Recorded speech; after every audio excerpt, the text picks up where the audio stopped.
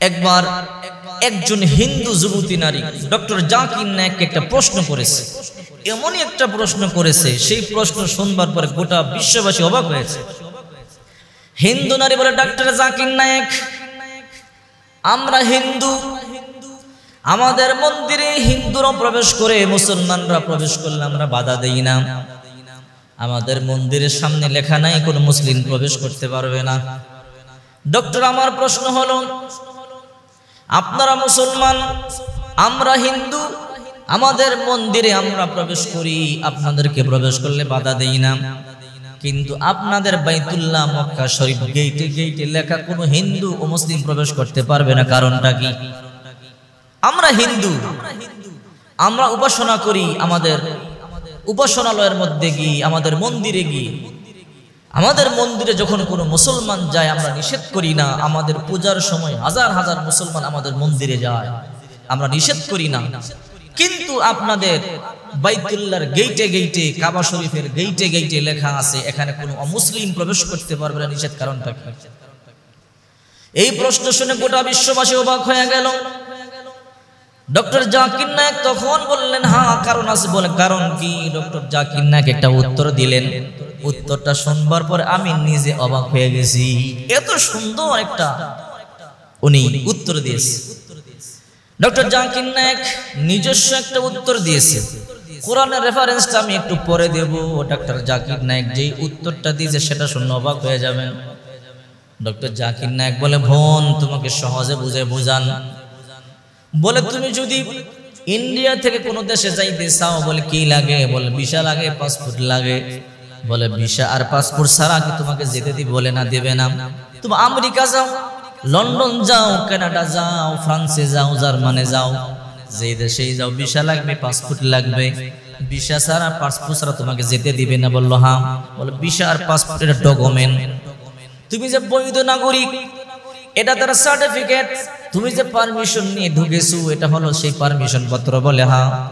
বলে, মুসলমানদের একটা ঈমান নামক একটা ভিসা আছে, যদি তুমি ঈমান গ্রহণ করো, ঈমান নামক সিল যদি তোমার কলিজার মধ্যে লাগাও, কালিমা নামক ভিসা যদি তোমার কলিজার মধ্যে তুমি লাগাও, তাহলে আল্লাহ পারমিশন দিয়েছে যারা কালিমাওয়ালা ভিসা নিয়ে আসবে তাদেরকে মক্কায় প্রবেশ করতে দেওয়া হবে। এটা তো কালিমাওয়ালা যারা, ইমানদার যারা, মুসলমান যারা, তোমার তো কষ্ট নাই, তুমি কালিমা পড়ো, মুসলমান হয়ে যাও, আর মুসলমান হইলেই কেবল তুমি মক্কা শরীফের ভিতরে ঢুকতে পারবা। সুবহানাল্লাহ, চিন্তা করছেন? এবার আল্লাহ কোরআন কি বলে? আল্লাহর কোরআন সূরা তাওবার 28 নম্বর আয়াত, আল্লাহ পাক রব্বুল আলামিন বলেন, ইয়া আইয়ুহাল্লাযীনা আমানু, হে ঈমানদারেরা, ইন্নামাল মুশরিকুনা নাজাসুম, মুশরিকরা তো হইল নাপাক, অপবিত্র। মুশরিক যারা, তারা তো অপবিত্র। ফালা ইয়াকরাবুল মাসজিদাল হারাম, তারা যেন মসজিদে হারামের মধ্যে প্রবেশ না করে। আল্লাহ তাআলা আয়াত নাযিল করে দিয়েছেন। ডক্টর জাকির নায়েক আয়াতের উদ্ধৃতি দেওয়ার আগে নিজস্ব যে মতামতটা দিয়েছে সেটাও কিন্তু কম সুন্দর না। তুমি যদি ঈমানদার হও, ঈমানের সিল যদি, অর্থাৎ ভিসা যদি তোমার অন্তরের মধ্যে লাগাও, আল্লাহ তোমাকে পারমিশন দিয়েছে।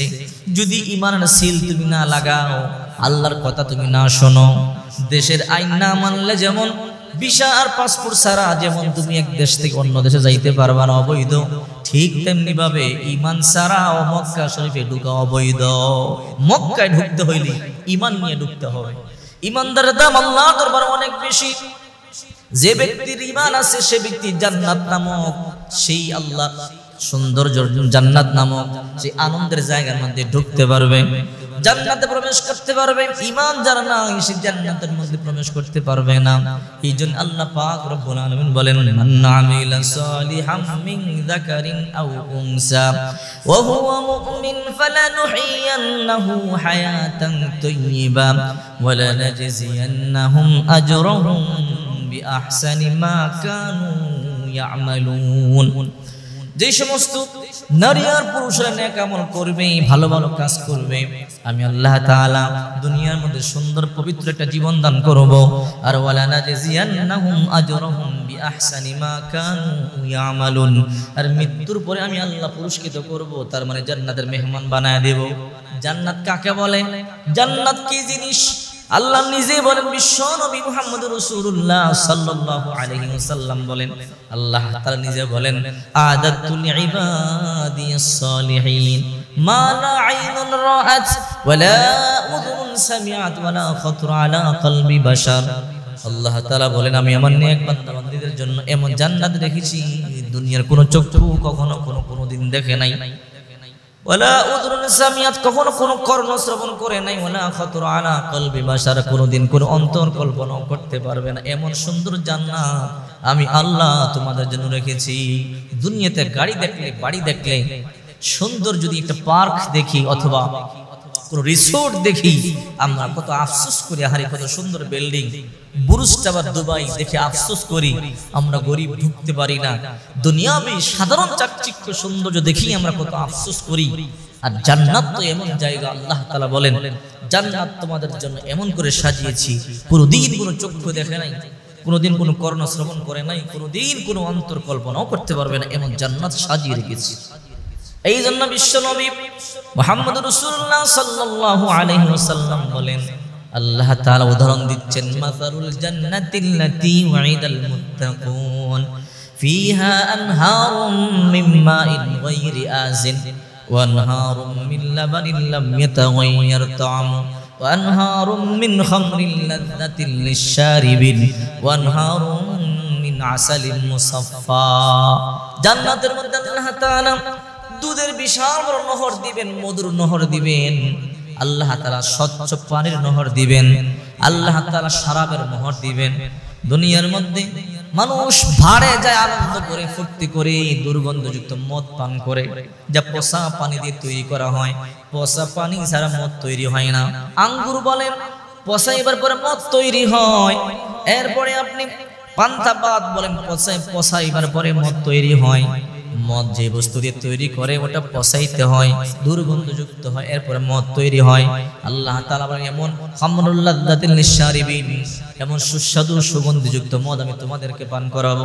বিশ্ব নবী মুহাম্মদ রাসূলুল্লাহ সাল্লাল্লাহু আলাইহি ওয়াসাল্লাম বলেন, ওই মদের যে যখন তোমরা ছোট্ট একটা মুখা থাকে, ওই মুখ যখন তোমরা খুলবে এর মধ্যে 2-1 ফোঁটা লেগে থাকে, ওই 2-1 ফোঁটার মধ্যে এমন সুঘ্রাণ অনুভব হবে, ওই 2-1 ফোঁটা দুনিয়ার জমিনে ছেড়ে দিলে ওই 2-1 ফোঁটার সুগন্ধে গোটা দুনিয়া সুগন্ধিত হয়ে যেত।